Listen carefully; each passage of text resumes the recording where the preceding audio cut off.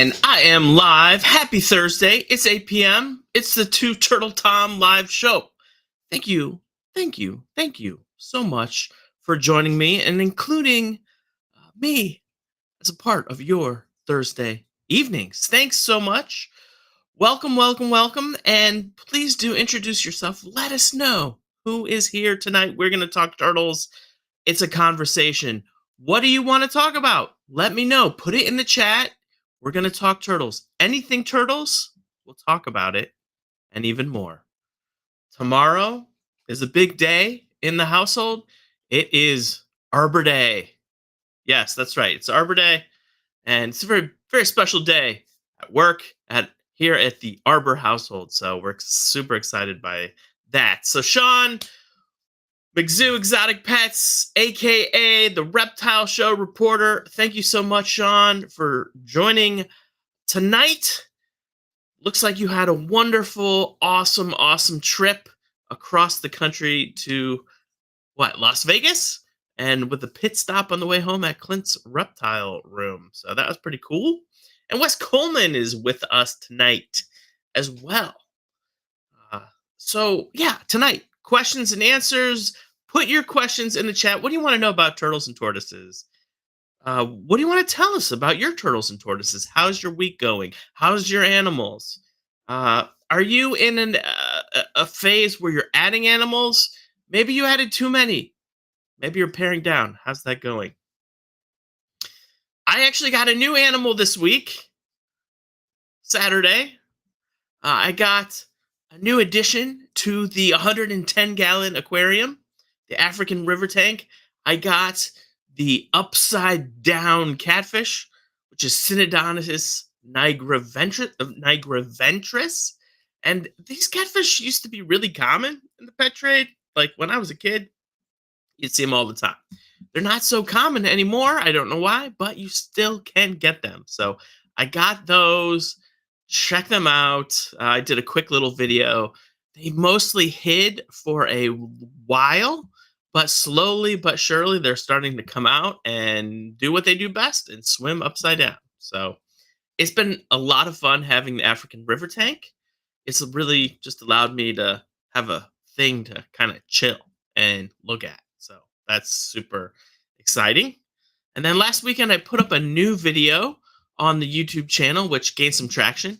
I made a little, like a really simple aquarium stand right there. And man, some people really, really did not like it because I did not support the weight of that top shelf with a beam with a support underneath. And so they didn't like that.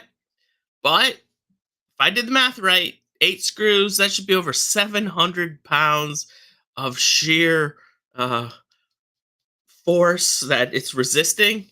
And that tank only weighs about 150 pounds. So it's a tiny little tank. So some people, they called me out and said, hey, that stinks. But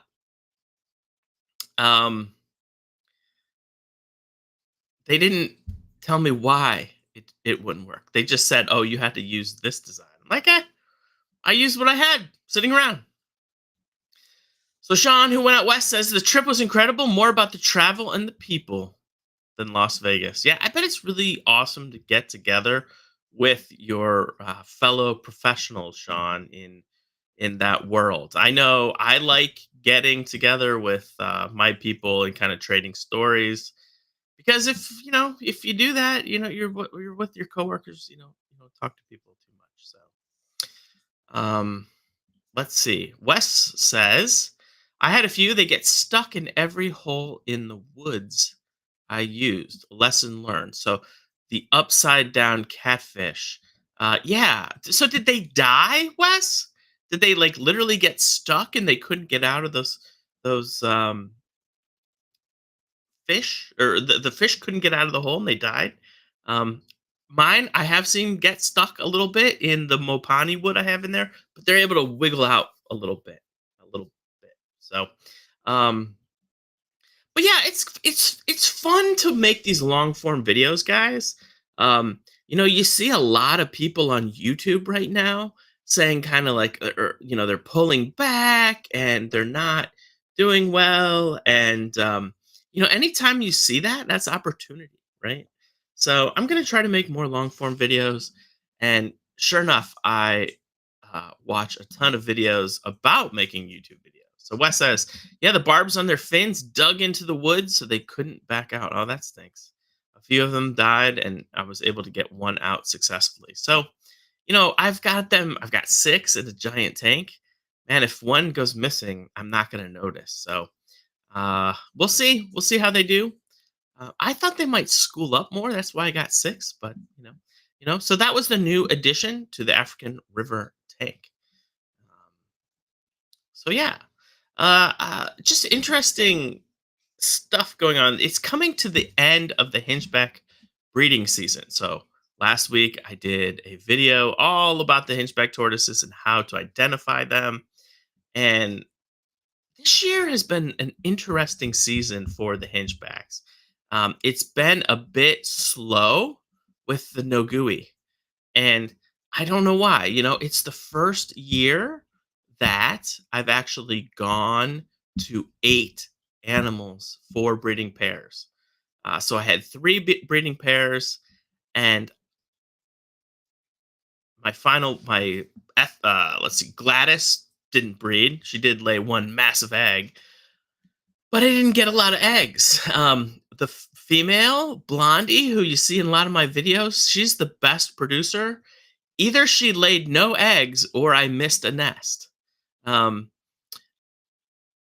I didn't have her with the male quite as much, and I'm okay with that. But it's gonna be a lot less animals. Sometimes, like my record for producing Western Hingebacks is 21, and so this year I have like 5 eggs from one female.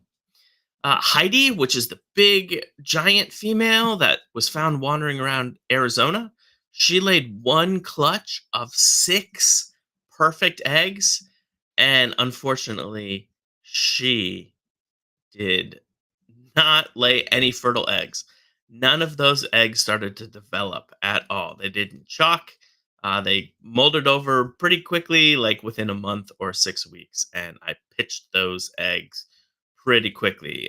They started to crack. Um, so I might only hatch like 2 or 3 Western Hingebacks. And that's not a lot. But hopefully next year I kind of have a bumper crop. We'll see. On the home cinchbacks, I have 11 eggs incubating right now. And finally, I made it a priority to watch my tortoise Ethel really well because I would always miss her eggs and I would never have very good hatch rates with Ethel. So I put my mind to it, watched her, and said, yes, we're going to prioritize this girl. We've done it for the last 2 years. And each year now I've gotten more than 5 eggs from her that I found. And she's doing really well. And I'm excited about that because now I'm consistently pumping out 2 bloodlines of the Holmes Hingeback. Those are the critically endangered species from West Africa. So, awesome, just an awesome turtle. I love them. This weekend is a big event in Florida. It's Ty Park's Turtle Fest. That's really super exciting. I wish I could have gone in 2 weeks. Megan and I are going to go on a cruise to the Caribbean. Just a short little jaunt, not too long. The Coco Cay island that Royal Caribbean owns. We'll hang out there. But what is so cool about this whole trip? Oh, Tortoise Guy Kevin is here, right, Kevin? How's it going? So if you're new here, let me know. But yeah, I'm going to the Caribbean. I would love to see a sea turtle. And what's so cool about this trip, Sean, this is Megan has been invited to speak at the Florida Certified Nurse Midwife Conference. But guess what? Guess where the trip is? And this is what's so cool about medicine. The conference is on a cruise ship. So in 2 weeks, we're going to the Bahamas, and I'm super excited about that. Phil Simpson is here. Phil is going to Turtle Fest. That is awesome. Phil, man, you're going to have to give us a complete report. Would you be willing to do that? Let me know. When do you go down there? It's is it just one day? It'll be really interesting to see who comes and how many people come. Patrick Lee is here. How's it going, Patrick? Hope you are doing well. Tonight, you'll notice it's not completely dark. Like, I actually have light filtering in at 8 p.m., and it's not dark. So I feel like it's getting summer, a little more people um, do stuff in the spring in the evening. So I appreciate you joining me. William Werner is here. William, thanks for the nice comments recently on some of the videos, and I'm really glad you made it. Thank you so much. Wes Coleman says he's only 9 hours away from Iguanaland, but he has other obligations. I hear ya. It was tough because what he only announced the Turtle Fest like a month ago or maybe 2 months ago at most. So I was doing stuff. CNC tortoises are here. How are the tortoises, Mike? Man, your tortoises are absolutely amazing and stunning. If you haven't seen CNC tortoises on social media, please do follow them. They're producing some incredible radiated tortoises and some other different species.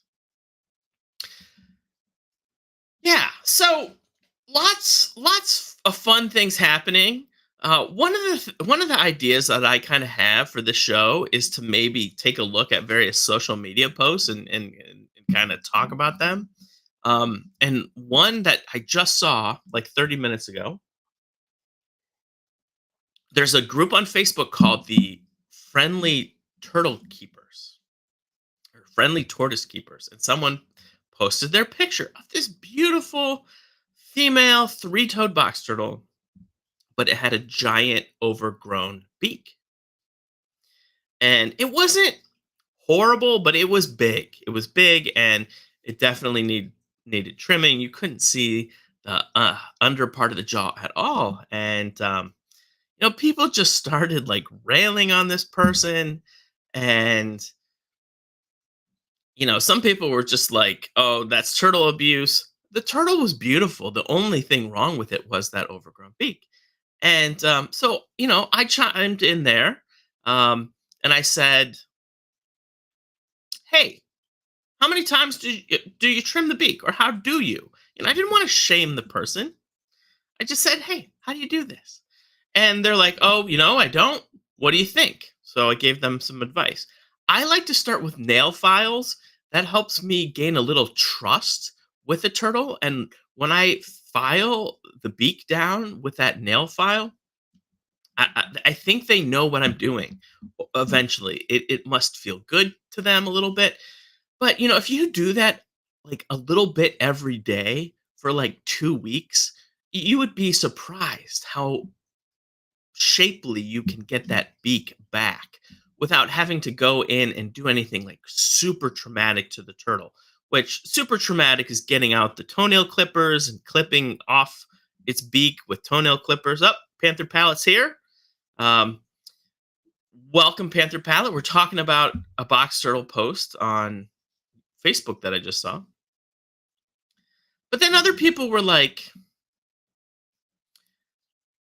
you need to put a slate in your tank and have the turtle eat off the slate.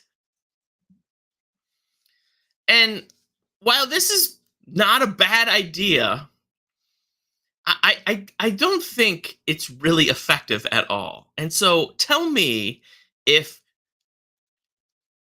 do you feed your turtle or tortoise from a rock or a slate? And do you ever really see their beak making contact with that slate in a way that it would actually sharpen the beak? I don't think so. I've never seen it. I mean, I have my tortoises outside and I watch them pull and rip the vegetation, and it's them biting down and moving stuff through the beak that really refines that beak. And so, my advice was get that box turtle outside. And she's like, well, I live in St. Louis and the weather's, a little unpredictable. I'm like, that is what they want. They are from St. Louis. You should have your box turtle out a lot. And you don't have to have it outside, but man, if you're feeding your animal lots of good food, lots of high fiber food, if you're feeding worms, if you have a substrate that has some grit in it, those are all good things in my opinion, and that's what's going to help keep your box turtle or your tortoise's beak clean. And quite frankly, I don't think having your turtle eat off a slate, if you're still feeding it mushy Missouri tortoise food only and store bought greens with nothing else added, even on a slate, I don't think your tortoise's beak is going to be very sharp. So, Podrick is here, Dragon Lair. What's going on in Alabama, Podrick? And that be me, 35. Yeah, I got a rescue African spur tortoise 2 days ago, and the beak looks like an eagle beak. Yeah, Mike says he agrees. Slate makes a great feeding tray, but useless for filing the beak. So what? I mean, there's a bunch of other advice that is, given all the time on these social media groups. And what do you find that drives you crazy or that's bad advice? I want to know uh, what do you find crazy? Um, Dragon Lair says, I feed in terracotta saucers, used also the slate tiles. They just drug the food off to eat it. Saucers help somewhat to keep the greens together. Yeah, I totally agree. Mike, CNC Tortoises says Cuttlebone is effective.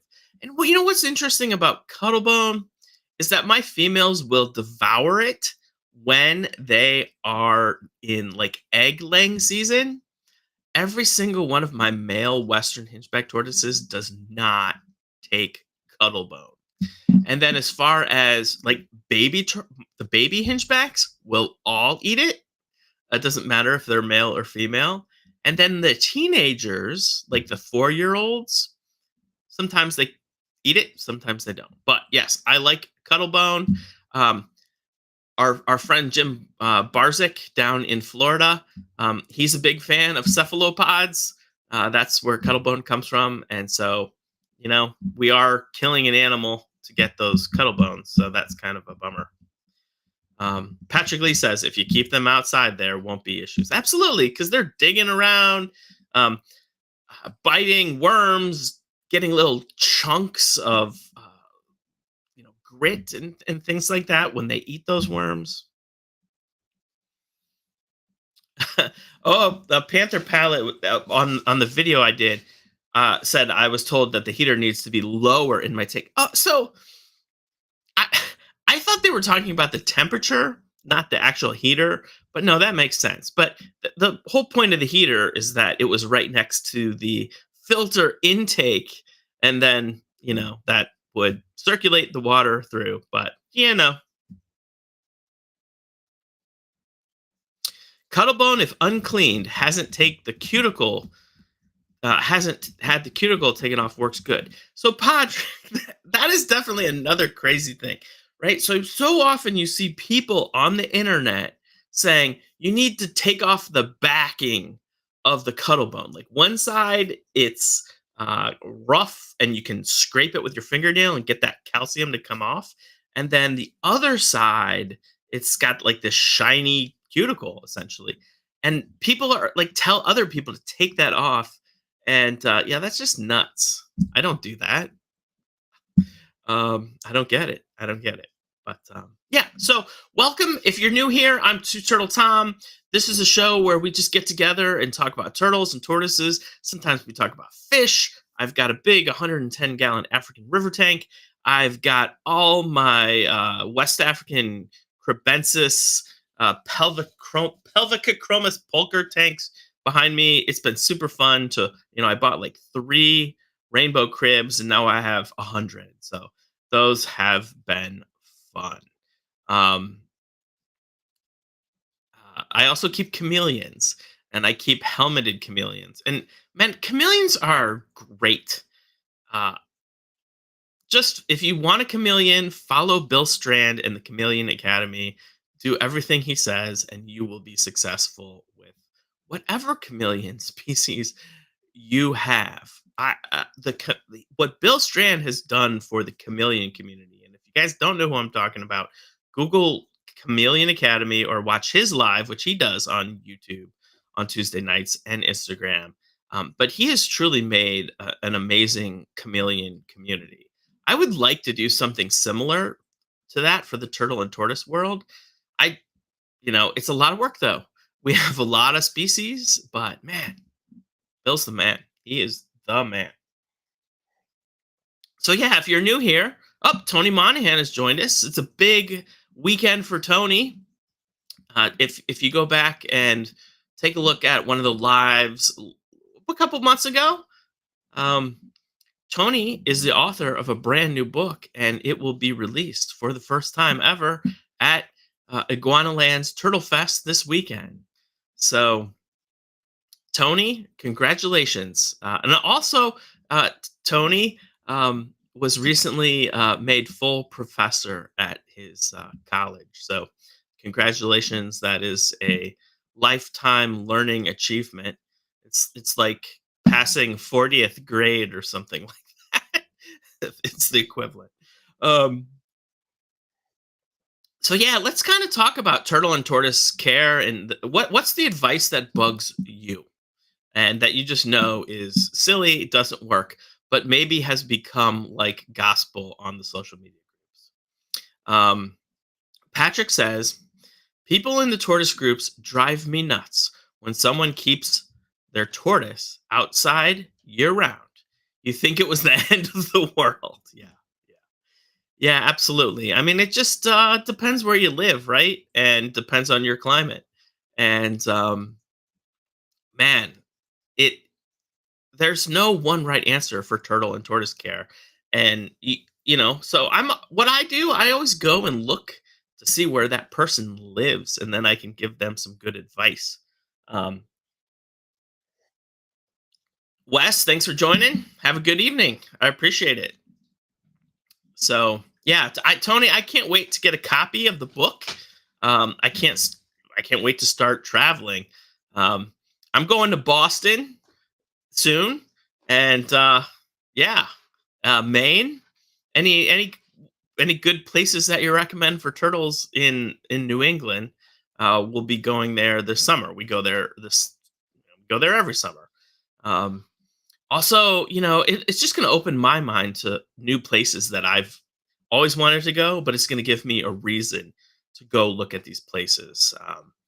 The Turtle Guidebook. Um, so Tony's going to go. Tony will be at Turtle Fest. Phil Simpson is going to be at Turtle Fest. Phil and Tony, uh, it'll be Phil's first time. I wonder if it's Tony's first time. And I'm curious, Phil, what species are you, if you're still with us, what species are you looking to see? What species do you really want to see? Um, Man, I don't even know where to start. Really, I want to see his habitats. I want to see how he's built those and just see how he's taking care of everything. So, yeah. Um Other fun stuff happening. If you are not following the Tortoise Trust Facebook group, you should. Uh Andy Highfield is a uh long time name in the turtle and tortoise world. Um and he's doing some really interesting studies of Testudo graeca in situ, that means in the wild, that shows their temperature regimes and relative humidity regimes. Um, and he has some really neat data. And what's cool, so Andy is very much a natural, and I should try to get him on the show. He's in Spain. I don't know what the time difference is, but he is very much a believer in taking a look at what the animal's experiencing in nature and relating that to their captive care. Um, but I think we can know what a turtle or tortoise does in the wild, but that doesn't necessarily mean we can recreate it in captivity. But if we can't, there may be some other things that we can do to get the same result. And he does not like that. He does not like the high humidity setups. And you know, I get it. But if you've ever, if you've raised tortoises for your whole life and you've raised them under relatively low relative humidity, and then all of a sudden you switch to this more high humidity method and you get a smooth shelled tortoise when you were getting pyramided tortoises before, it's really powerful to see that. And I mean, I started the hingebacks in closed chamber high humidity as soon as I started hatching them back in 2020, and they've grown. William Werner says, love the African cichlids. I have a 30-gallon of tiger barbs. Nice. One day I will set up an African cichlids aquarium. I mean, I'm kind of getting into the fish, but you know what? I say one tank, one big tank, community tank. I can't become a fish person too and have 30 fish tanks in my basement. That's just too much. So how are your turtles or tortoises doing? How are they waking up from hibernation? Do you have any animals outside yet? How has the spring been for you? We had this like really crazy warm February, and then it got really really cold, and then we've had a long spring. Just not very warm. I've not had my hingebacks out once, at all. And so, yeah, how are things in your neck of the woods? I'd be really curious to hear.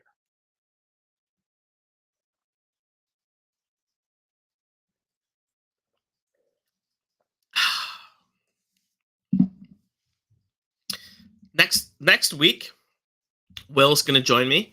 We had to put off Sushmita. Sushmita is from TSA India. I want to introduce you to her and just kind of show you her Facebook page. Let me bring it up here. She's going to be our guest, and we're next week. We're gonna go as long as we feel we need to. We she's gonna join us live from India at 5:30 in the morning, and yeah, I'm super excited about this. Will Espenshade made the connection, but she's works at TSA India, and I'm really excited to just learn more about her and what she does. Um, she does Minoria, and you know, yesterday Tordo expedition starts today.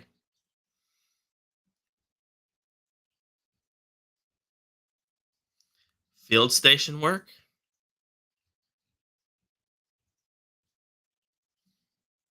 good stuff. I'm excited. We're excited, and we're going to learn about India and all the turtles and the tortoises there. So that is next week. William Werner, William, he always thinks 3 or 4 times before buying another species. Um, I saw something on Facebook. If you're like in photography, so two of my hobbies, photography and playing the guitar, both have something called GAS, and that stands for Gear Acquisition Syndrome. Um, and it's a thing, man. It's like, okay, are you really? Is it about the music, or is it about the gear, or is it about the photography, or is it about the gear? And I mean, how many guitars can I play at once? And you know what? Each guitar that I get, I can't play anything different on it. because I'm not great. Um, so the same thing goes with turtles and tortoises. Um, we could call it TAS, the turtle acquisition syndrome. It's a real problem. Um, how many turtles is too many, and how many turtles can you give your best care to? That's what I do. I ask myself, can I care for this animal? Oh, big news! I forgot. Um, I took in a group of three Speaks Hinchbacks, one female, and that one female will be paired up with my male that I have, Astro. And so hopefully I'll be able to produce a third species of Hinchback. I've got four that I'm keeping. Just have that single Belliana hanging around. But these animals were in Northeast Ohio. They were a group that I had tracked a long time, and the owner was no longer to care for them anymore and surrendered them to uh, the local rescue, Herps Alive. And Keith there reached out to me, and we're going to get them set up. I'll keep the female, and the two males will move out to Arizona. Patrick says he just moved his Redfoots out last week. Okay, that's northeast Alabama. Is that right, Patrick? They are spending 80% of the time in the heated hide, but it has been cooler at night. So that's cool. We've got the heated hide going on. Oh, Eliza Ann is here. Hello, Eliza. We are just talking turtles tonight, having fun. Thank you for joining us. Talking weather too. Eliza is from California. So we've got East Coast people, West Coast people.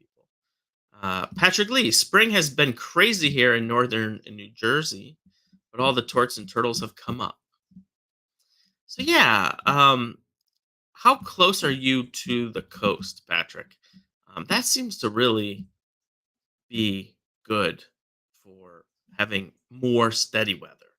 Here, inland in Ohio, I put the box turtles out like 2 weeks ago or 2 months ago. I mean, I think I put them out in late February when it got kind of warm, or maybe mid March. Oh, Eliza's from Utah. Sorry. Um, but I mean the bot.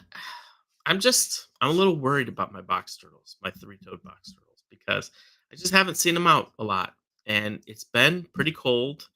And for whatever reason, the area where they like to dig in just doesn't get a lot of sun. And um, I don't know. We'll see. Podrick still has one pair of Russians out, but been broke and need two bags of sand and one garden soil to put in the outdoor enclosure. And yeah, East Central Alabama, Auburn area, right? Yeah, Eliza, Utah. Eliza, I love Utah. My my grandfather in the 1930s went to Utah. He's no longer with us.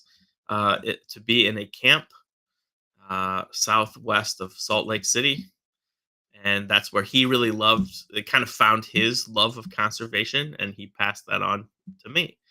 Um, and so that was super fun.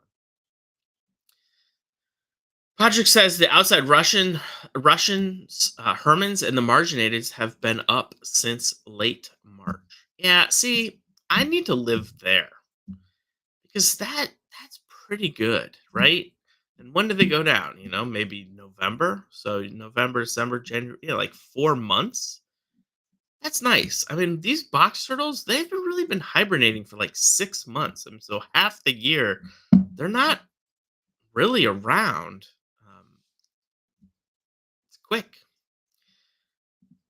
Patrick says the tortoises have been out since March, and the EBT since the beginning of April. And yeah, so my three-toed box turtles, they're barely out at all. Barely, barely, barely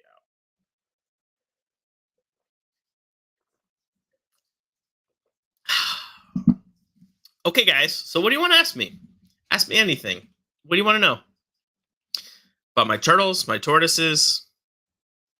Arbor Day. It's a big day tomorrow. Arbor Day. My history? Anything. Anything. Turtle care? Anyone new? Do you have a dying question about turtle and tortoise care? I'd love to develop this show so that we can all kind of answer people's turtle and tortoise care questions as a community. Um, we'll still be doing guests, but man, I think if to really get this to grow, to get more and more people here, um, we need to focus on helping turtles and how can we take care of the world's turtles better, all of those pets out there, and how can we give people good advice in real time and avoid these pitfalls and all this horrible advice that we see in social media. William says, I did not know you kept box turtles. I've Malayan and Chinese box turtles. Nice. Yeah. I keep three-toed box turtles, William. And it'll be about a year. It's been about a year and a half. I started keeping a single male three-toed box turtle in 2019 that I'm taking care of for my former intern. Um, if he ever decides he wants Leo back, he can certainly have Leo back. But he's developing his career in international aid in Washington D.C. So he's far away. Yeah, I like the box turtles. I like the box turtles, but man, I miss them. And when you can't check on your turtle, it's a little unsettling. Yeah, Podrick says his Russians went down early. So you wonder if they're just responding to day length, when those as opposed to temperature. But so yeah, who's so Turtle Fest, super exciting. I wish I was going. I do hope Phil can come on and tell us all about Turtle Fest. That would be awesome. Um, I hope it is successful and it will be held every year, and then we can all go and meet up there. That would be a great yearly meetup for turtle people. In general, I think uh, uh, Florida is a lot easier to get to for those of us in the Midwest and the East Coast than Phoenix. Josh McNerlin dropping in. Josh, how many Homiana have you hatched this fall, this spring? I love seeing Patrick. It's not too late. It's not too late to go to Turtle Fest. You can go. It's tomorrow, or Saturday, I think. Patrick says, "Is there a lot of sun on my three-toed enclosure?" No, not enough. I mean, there's a good amount, but still not enough. There's a big fence right next to it. That's like one of these 6 foot vinyl fences that's totally solid. Um, and there's a giant oak tree which blocks that evening sun. But it's really cold here, guys. I don't live in Columbus anymore. I live in Northeast Ohio, the secondary snow belt. We had a freeze warning last night, guys. So it was down to like 30 degrees or 29 degrees. So anytime that happens, man, the soil just gets cold and goes crazy. Um, William says that would be great to meet a lot of people I've known for a few years, like Jay Frewer. Yeah, I talk to Jay a lot. I Jay sells my surplus hingebacks for me, so that's pretty fun. Leo's here. Most of his so Leo is box turtle guy in Northeast Ohio. Hey Leo, how you doing? He says most of his box turtles are up and out on sunny days, even in the 40s. But cloudy, rainy days in the 40s, they burrow down. Man, I wish I was here. I need to get a camera on them to see what they're doing. But I have an hour commute one way. And so what does that mean? That means that I don't see my turtles. I'm leaving before they wake up and in the spring. And when I get back, it's 50 degrees again. So, um, and I have the three-toed box turtle. So I wonder if they're actually more hesitant to come out in colder temperatures than what we have in Ohio, the eastern box turtle. Okay, I asked Josh for a Holmes Hingeback update. He says he has 6 fertilized eggs in the incubator. Excellent. Um, and 3 of them been incubating for 167 days. So low and slow. What are your temperatures, Josh? Um, I'm curious, but because that's when I have them about 170 or 175, 75 degrees. That's what they're taking 170 days. If I cook them at like a 81 or 82, they would hatch at 120 days, and I would get shell deformity, just miscutes. I had one hatch without an eye. Yeah, okay, so 167 to 80 is seems long to me, but it's variable. Brian Selvig made it. Hello, Brian. Welcome, welcome. Patrick Lee says I probably need more sun. Um, yes, I definitely could use more sun. Um, it's decent, but one of the issues too, Patrick, is that I have a big pile of leaves, and so the big pile of leaves is to help insulate them on cold nights. However,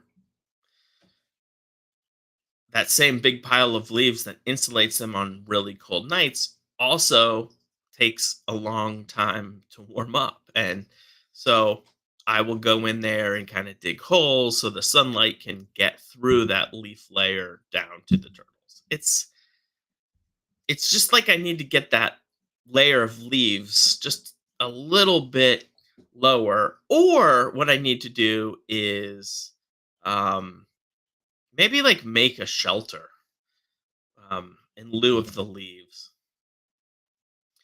Leo has 3 toes and ornates 2. Awesome. Both ornates have appeared, and 2 of the 3 triunguis have been out. So yeah, I wonder. I wonder if 3 toes are different, and maybe they're actually more temperature sensitive than our native easterns. Josh candled all of them last night, and all are still moving. Awesome. Hey man, as many people that can hatch Holmes Hingebacks, the better. That's what we need. That's what we need. I mean, it just like 2 years ago, I would put like, oh yeah, Holmes Hingebacks, they're critically endangered, and people on social would like be like, ha ha ha, yeah right, that's a joke. They're just a trash turtle. Um, yeah, no, they're absolutely critically endangered, and that is that's huge. So if you are just joining me next week, Will Espenshade is going to be my guest, and we are going to have Sushmita Kaur, who is associated with the TSA Turtle Survival Alliance India program. That is not it's not affiliated with the Turtle Survival Alliance, but it's a group similarly looking at ex situ and in situ conservation of turtles in India. And we're going to learn a little bit more about her, how she got started working with turtles and tortoises, and what is it like to be a turtle in India. What's the culture surrounding turtles in India? We hear a lot about China, Taiwan, and very much in demand for food and as ceremonial animals. But India, they have a lot of really interesting turtles. Um, they aren't typically allowed to be exported. They're very protective of their turtles, and I don't even think they're allowed to be pets there. So certainly, people have them. If you go on social media, you'll find lots of people from India that find Indian star tortoises and try to keep them as pets, just like they might keep a box turtle as a pet. But that's how That's how it rolls. And I mean, who thinks Will is the awesomest person in the world? That guy, he's a genius, and he's not afraid to say what's on his mind at all. So I love that guy. And like I said before, we're gonna go a while. We really want to learn and um, just the opportunity to talk to someone working with some of the most interesting turtles in the world in India is super exciting, and it will end my month of me doing solo shows. So let me know how you like them. Um, it's been fun. It's been fun, but I will definitely uh, bring the. I will definitely be bringing guests back on, and I, it's not well. It's a lot of work to get guests. It is a lot of work, and so this was an experiment to see what I could do, and I think it's gone pretty well. But yeah, I get bottom line more people tune in for longer when we have a guest. And as far as like on the rewatch, a little inside YouTube, the lives that are about a specific species, they definitely are the ones that are rewatched the most. Um, yes, Podrick, yeah, Grouchy William. That's William Espenshade, and he's a good dude. He's just logical. He's very logical, and so sometimes that can come off as grouchy. Um, but he just sees the world differently than most people.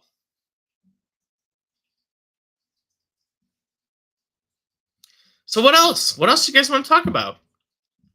Anything else you want to know about me? Anything you've been dying to know? Do let me know. Hopefully, the first hingeback should be hatching. But yeah, what do you want to know? We're missing Mikey Ben tonight. I want to have Mikey Ben on.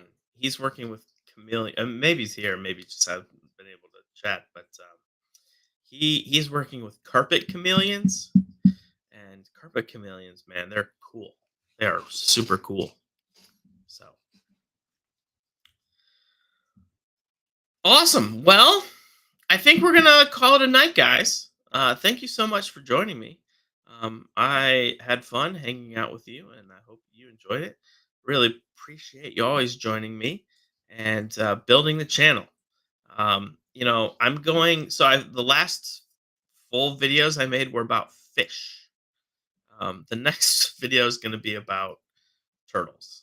I haven't decided exactly what I want to do, but to grow the channel, I'm definitely gonna have to make more long form content, more videos. Um, those are what kind of drive things. As far as how my channel's going, I have made it to 3,000. Well, actually, I've made it to 3,500 watch hours, um, which is real close to being fully monetized. I'm not doing this for money, but it's just kind of fun. If you ever want to do super chats or super thanks or all that stuff, that is now available. I haven't decided what I would do with that money or how I would use it, but that's kind of cool. Um, but yeah, I'm going to commit to having guests again. So if you have a particularly interesting topic you would like to talk about, or a turtle you would like to talk about, or a chameleon you would like to talk about, do let me know. Um, the challenge with the idea of having a species expert on all the time is that there aren't that many species experts, and so kind of building this show up as a community where we can chat and just hang out and have fun and talk about the week's turtle news and be that kind of weekly forum That's what I see us doing. Panther Palette says cleaning up after cooking, always listening. I appreciate it. I appreciate it. So thank you very much, Phil. I mean, I just do this kind of for fun and to see where it goes. You know, um, and I appreciate you guys tuning in. You know, just me hanging out, talking turtles, talking tortoises, and figuring out how we can do better. That's the goal. That is absolutely the goal, and to really build a community that's focused on the turtles and doing like the best we can for them. Yeah, absolutely. And making it about them because that's what we want to do. How can we help them? How can we help them in the wild? Our turtles are very important to us, the personal animals that we own. But yeah, how can we curate our collections? How can we contribute? You know, the more we know about one individual species, the more we can then contribute that knowledge to others that may want to work with that species. You know, if we have tons of different species, um, the knowledge is pretty thin. So that's of each one of those. So that's the goal here. Kind of build that community of like-minded turtle and tortoise keepers, and fish keepers, and iguana keepers, and uh, chameleon keepers, and all those other things. Um, but yeah, that's where I want to go. So happy Thursday, guys and ladies. It's been fantastic. Thank you so much again. And next week, I'll be plastering lots of ads and stuff. Not real ads, but on the Facebook page on twoturtletom.com. Go to twoturtletom.com. There's now a webpage for Two Turtle Tom. Um, and we'll have Sushmita Kar, a research scholar at Northeastern Regional Institute of Science and Technology, associated with TSA India program. She'll be our guest next week with special host, co-host William Espenshade. So we'll see you next week. Thanks much. Bye bye.